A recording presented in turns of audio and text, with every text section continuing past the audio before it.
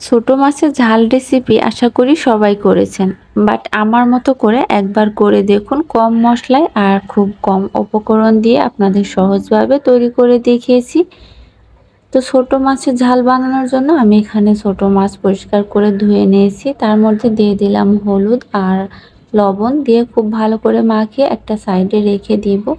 এখন একটা বাটিতে দিয়ে দিলাম 1 চামচ কালো সরিষা, আস্ত জিরা, কয়েকটা কাঁচা মরিচ আর কয়েক টুকরো আদা কুচি আর একটু লবণ।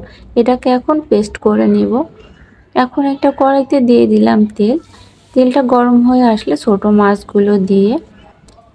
ছোট মাছগুলোকে ভেজে নিব। ছোট মাছগুলো আমার ভাজা হয়ে গেছে, এখন আমি তেল থেকে তুলে নিব। একই তেলের মধ্যে এখন আমি এখানে বেগুনগুলোকে লম্বা করে কেটে নিয়েছি। বেগুনগুলোকে খুব ভালো করে ভেজে নিব তেলের সাথে। তো বেগুনটা আমার ভাজা হয়ে গেছে, এখন আমি বেগুনটাকেও তেল থেকে তুলে নেব। আর এই তেলের মধ্যে দিয়ে দিলাম অল্প একটু কালো জিরা। কালো জিরার মধ্যে এখন আমি এখানে আলুগুলোকে দিয়ে দিলাম। আলুটার মধ্যে দিয়ে দিলাম আমি পেঁয়াজ কুচি। পেঁয়াজটাকে আলুর সাথে একটু নরম করে নিব। আর নরম হয়ে আসলে এখানে দিয়ে দিব হলুদের গুঁড়া, লাল মরিচের গুঁড়া, আগে থেকে পেস্ট করা যে মশলাটা ছিল মশলাটা, ধনিয়া গুঁড়া আর স্বাদ মতো লবণ, সব কিছু একসাথে খুব ভালো করে মিক্স করে নিয়ে অল্প একটু পানি দিয়ে এখন আমি খুব ভালো করে মশলাটাকে কষিয়ে নিব যেন কাঁচা গন্ধ না থাকে।